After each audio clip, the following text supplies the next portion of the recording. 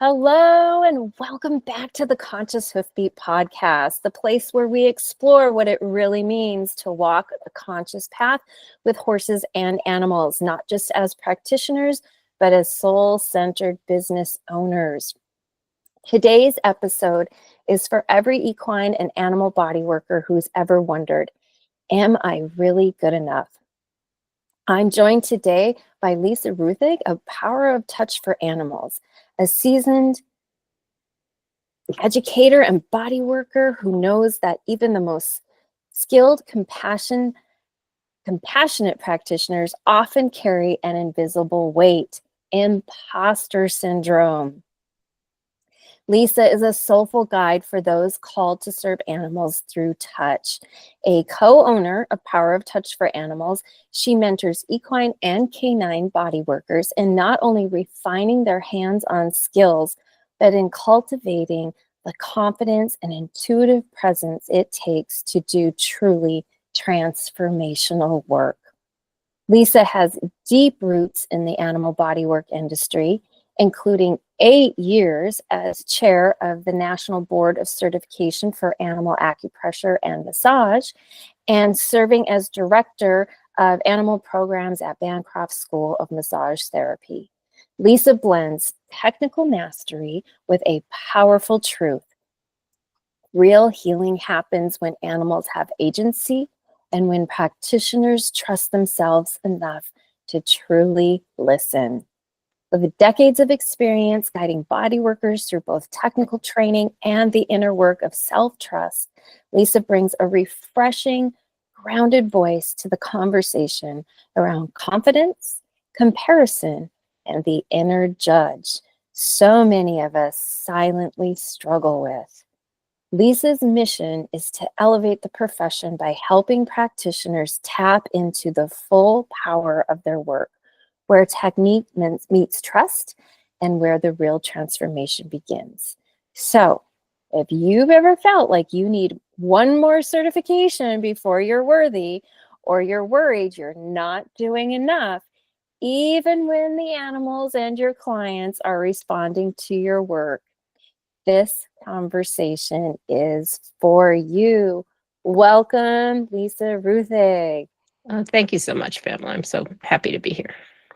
I am excited to have this conversation, and it is kind of this thing that we have silently inside of our selves. I don't think we say it out loud because we don't want to be judged by others. We judge ourselves. So I'm super excited to shed light on imposter syndrome, basically, but I feel like it goes a little bit deeper than that. And let's just jump on in. Okay. Why do you think so many skilled and compassionate body workers, animal body workers, still feel like they're not enough, even when their clients love them? Well, first off, everyone at times has feelings of being not enough, of being an imposter. I want each of you listening to realize that you are not alone in that. I have them. I'm assuming Dr. Pamela has them sometimes, yes? And Mm-hmm. our brains are just wired for it as humans. There is nothing wrong with you. You know, it might even be more acute for us as body workers because so many of us notice everything. We're trained to assess and catch the tiniest signs of tension or imbalance in an animal's body, but that same sensitivity turns inward and suddenly we're picking ourselves apart. That's the judge voice in our heads, which is always on the lookout for what's not good enough, even as you said, when our clients and their owners are telling us otherwise. And because most of us work alone, there's no reality check. So the judge can just kind of run amok. And Yeah. it's not that we're flawed. It's just that our brains are wired with survival mechanisms to get overzealous and hold us back. Right. And then I would like to add that most of us that are called to this work with animals, we're highly sensitive. We're animal empaths. We're intuitives. So we're even more sensitive than the average person. Would you Mhm. agree? Yeah, definitely. And And yeah, go. no, go ahead, Anne. Yeah, yeah. So that empathy for others is so easy, and empathy for animals, but the empathy for ourselves seems to be even more difficult. and it's very, very difficult to figure out how to build that muscle, and how to be kind to yourself. And once you see how that inner judge operates, you can start to loosen the grip and like really start to feel the good that you're doing out in the world with the animals. I love that. You talk about this judge voice, right? The inner judge that lives in our heads. How can practitioners start to really recognize when that inner critic is actually sabotaging their confidence and holding them back? One of the biggest thing is just catching that judge voice in the act, noticing when it pops up and what it says.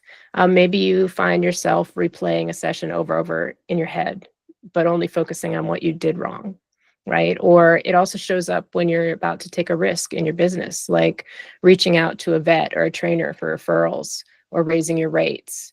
Suddenly, judge is there whispering, who do you think you are? Or recording a podcast, for instance.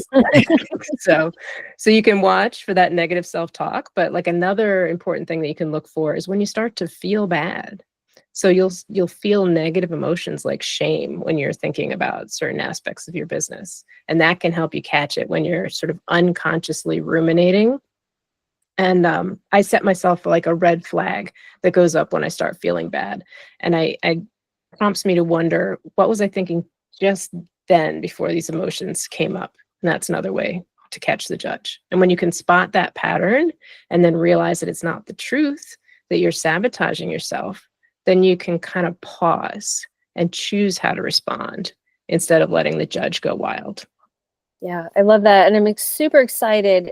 Stay with us, listeners, because Lisa's going to share a really powerful exercise that will also help us navigate this, if you will. Yeah, step back when you get caught in that loop. Yeah, because if you don't, the judge voice just quietly shapes every choice that we make. You'll make choices to avoid that inevitable recrimination that comes when things don't work out perfectly. You'll make choices to stay safe and to stay safe from the judge. And that's where the real cost comes in, not just for us, but for the animals that we're trying to help. Exactly. What do you feel the hidden cost of these imposter feelings? What's the hidden cost around them? Not just for our businesses, but for the horses and the animals and all the dogs and cats that we care about and want to help. Yeah, I mean, that hidden cost is so much bigger than we realize. When those imposter feelings are in charge, they don't just keep you up at night, they affect how you run your practice. So you might hold back from reaching out to a vet or trainer or farrier who could send you the horses that you'd love to work with, because that judge voice says, you're not ready, and they're going to judge you. And that means horses and their owners who really need you never get your help, never even hear about you. And you, sorry, were you going to say something on that? No, okay. No, go ahead. And say you're presented maybe with a challenging case, you might shy away from that if it pushes you out of your comfort zone, and that's going to limit your learning and your growth.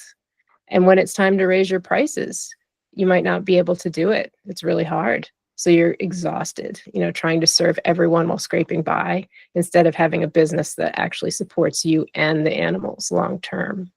Yeah. And I can think of another one, like when you might hesitate to ask for a rebook at the end of the session. So the horse is only going to get a fraction of the benefit of what you guys could do together. Or maybe you even delay starting your business at all, which means the horses who benefit might never, ever get that chance. So you've got the financial part, and that's real, but it's just a part of it. It's all the horses and their people who are missing out on what your hands and your heart can do for them. And that's just tragic, because they need you. And when you're running your business and living in that space more than you're not living in that space, that's what leads to the burnout, right? Because you're not charging what you're worth, you're not asking for more business, and it's just trickles down to so many other things. Yep. And I feel like this is why people think they need to get another certification. They need to do another training, right? And it's a little bit of that imposter syndrome. And I get that. I've been there. I've done that. I have the 500 million certifications, and then I see stuff and I'm like, oh, I want to do that, and I want to do that, and I want to do this. instead of putting my work into action, right? Yeah. Where I can serve more and help more. So do you think that that's truly helping, or is it, it's really masking something deeper? But let's speak to that a little bit for those who haven't really sat and thought about it before. Yeah. I mean, it depends, right? I'm all for continuing education, but I believe in it being strategic. So I think the best classes are the ones that help you serve your clients better. Maybe the client cohort that you have right now, can you learn something that will help them better, or to grow your business in a way that you actually need right now, not like someday. But a lot of us, these like shiny certifications or extra modalities, we chase them, or we dive into side knowledge, like saddle fitting or trimming or something that's not core to what we do, but oh, that would be a great add-on and feels safer than putting ourselves out there.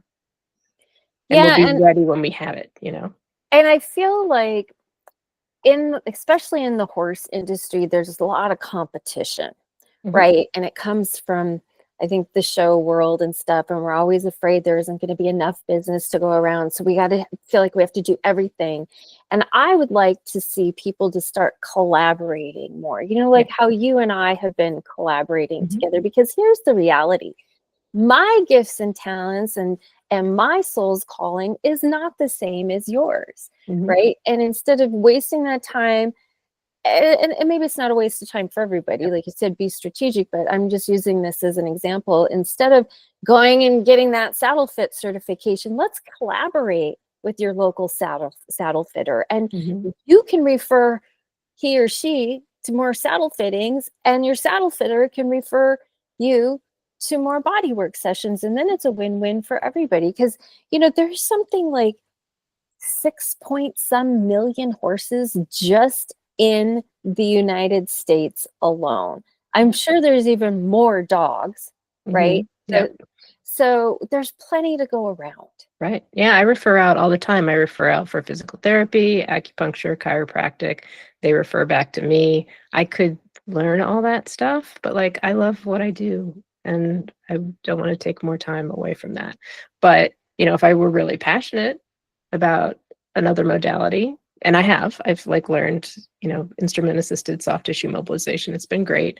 But the key is that I didn't like not take on the challenging client until I was done with that. Mm-hmm. You know what I mean? Because Mm-hmm. when you are waiting to finish that course before you reach out for referrals or raise your rates or even launch your practice, you got to ask, is this really about learning or am I avoiding? Because if it's about not feeling enough as you are because you feel like an imposter, that feeling isn't going to magically disappear when you get the next certificate. The goalpost will just move and then you won't be good enough until you do the next thing. Right, right. So Yeah. if these imposter feelings never fully go away, what can we aim for instead? How can we keep showing up and being authentic and confident anyway? Is it that whole fake it till you make it, or do you have a strategy for us? Yeah, that's fake it till you make it's tough. It's a tough one. Those feelings don't ever disappear completely, but they don't have to run the show, and you can kind of turn the volume way down. And that first step, as we mentioned, is catching them in the moment, like noticing, oh, there's that judge voice again, and then kind of patting yourself on the back for catching it. And as you mentioned, like I teach an activity that helps you bring you back into the present when you're swirling in those feelings. And it's kind of like taking your hand off the hot stove. The thoughts will still pop up, but you don't have to keep churning them. And when you interrupt that spiral, you can bring the wiser part of your brain back online. And then it's about turning the same compassion and empathy that you have for animals toward yourself. And the last step is getting clear on what actually matters in a session. So, what's really essential to help this horse today? And I'm betting that most of you have what you need. You've already learned it. You already have it inside you. And the rest is just trusting it enough to let it out. Yeah. Yeah. So it's really not about getting another modality under your belt. It's really about doing this inner work around our Mhm. stuff and our mindset and the inner critics and the self-judgment. And I feel like that's not taught, when we do our certifications. Right. It's like a huge missing piece. So I love that you're going to share this exercise today. What do you call this exercise for those? This is actually from a framework that I learned after going for many different ways to silence my inner judge. And, I tried self-compassion, I tried affirmations, I tried loving what is, all of that stuff. It never really seemed to work. And then I found this thing called positive intelligence. And it was by Shirzad Shameen is the gentleman's name who started it. And he teaches this way of just getting into your senses. And it's about your brain and kind of getting out of default mode network and getting into the part of your brain that actually focuses on your own sensations, your own body, bring you into the present. And it allows kind of your wiser self to emerge. Beautiful. Do you want to try it? Let's do it. Let's share this beautiful thing with all the listeners. All right. So we'll just do a short one, but I'm going to invite you, if you feel safe to do so, and if it's physically safe to do so, to close your eyes. This is a little easier to focus on one sense at a time. And we're going to start by just rubbing our fingertips together. So that your thumb and one of your fingers. And I want you to feel those ridges. Just like you'd feel for fascia, right? I want you to feel all those ridges, bring all your attention to your fingers, and let go of any thoughts you may be having. Thoughts are going to come up, and that's fine. Just acknowledge them and let them go. And now I'd like you to rub your palms and your fingertips together. Feel those lines and all the ridges and bumps. Feel the temperature difference between your palm and your fingers. Maybe move on to the back of your hand and feel that those are very different sensations. Now let's switch senses, and I'd like you to listen for the farthest away sound that you can hear. And let go of any thoughts you may be having. And now listen to the closest sound that you can hear. And if you haven't listened to your own breath yet, listen to your own breath now.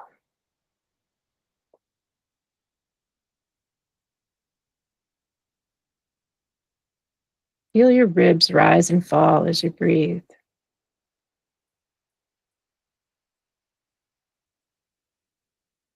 Feel yourself as you sink into your chair, or feel the bottoms of your feet if you're standing. Let go of any thoughts you may be having. And when you're ready, you can open your eyes. I love that. I love that. I just have I'm thinking out loud, like, because nobody could, answer me right now. But it's like, how does that feel? Like, I know. For anybody who took a moment to do that, it's like, whew.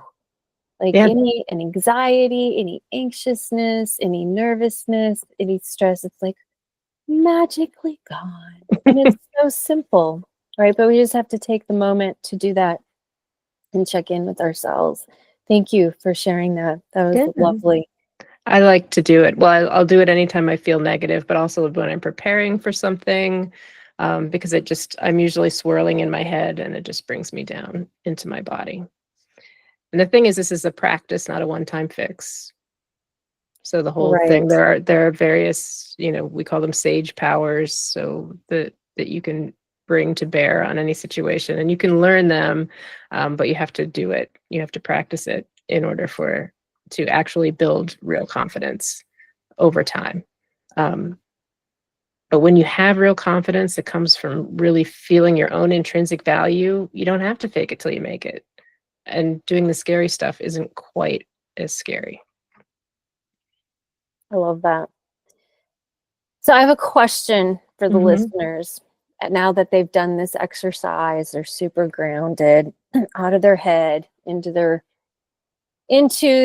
heart space. And I want you guys to think of, what might shift in your business and your relationship with the animals that you serve, if you stopped trying to maybe fix your confidence with another certification or whatever that is for you, but if you stopped trying to fix that and really started practicing, right, and trusting this piece around you are enough, I want you to really sit and be with that for a moment. Like, what would shift in your business if you were working from that space?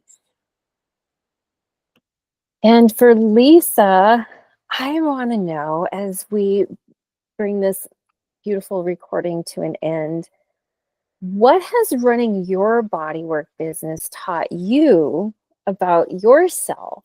And how has that inner growth shaped the way you show up for the animals and your clients today? It's a great question. Honestly, I think this work has taught me that I have to give myself the same grace that I give animals.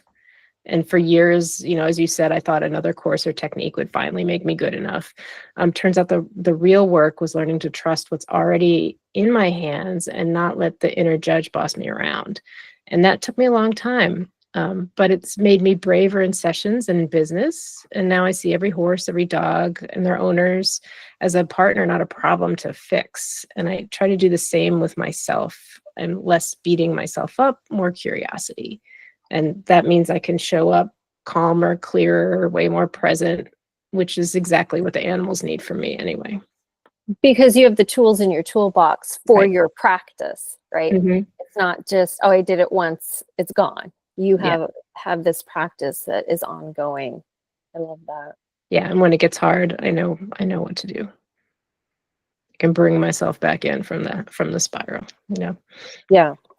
Yeah. So we need other tools in our toolbox besides, a PEMF machine and another, Mm-hmm. massage something, right? And the tools for the mind, body, spirit, because we know working with these animals is just more than the physical, because they're such beautiful, sentient, spiritual beings, and we need to meet them where they're at. I know. And I'm sure all the body workers listening are beautiful beings. You were drawn to this work for a reason. Your teachers trusted to release you out into the world to do body work. I'm sure you have wonderful skills and you can do amazing things with these animals. So please do.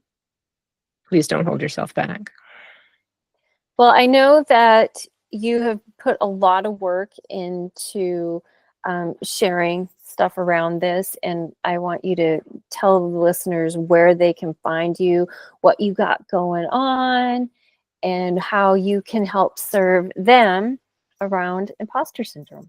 Sure. I have a masterclass coming up, or maybe it's just running at this point, depending on when you hear this. It's called Roots of Confidence, Quiet Your Inner Critic and Trust Your Hands Again. And I'm sure Pamela will have a link to that. You can find me on Facebook, Power of Touch for Animals, or just Lisa Ruthig. We have Power of Touch for Animals has a YouTube channel as well that we're getting going. Awesome. That was a beautiful, powerful, honest conversation, wasn't it? I enjoyed it. that. Yeah. And I want to thank you for reminding us that imposter syndrome isn't a sign that we're not qualified, right? Like, Right. nothing is wrong with you. I love that you address that, right? It's just a sign that we're super sensitive, we care deeply, and maybe, just maybe, the work is not to silence the inner critic completely, but to stop believing everything it says, right? And if you're listening and feeling seen, like, this is me, please know you're not alone. And self-trust is something that we build. We have to cultivate it. And it's like, sometimes it's moment by moment and day by day, right? But you could just keep showing up anyway. And, if you're walking this path of becoming, I hope that you give yourself some credit for how far you've gone. Like, I acknowledge myself, I acknowledge Lisa, and I acknowledge everyone who is listening. Thank you for being here. And until next time, trust your hands, trust your heart, and trust the animals that chose you for a reason.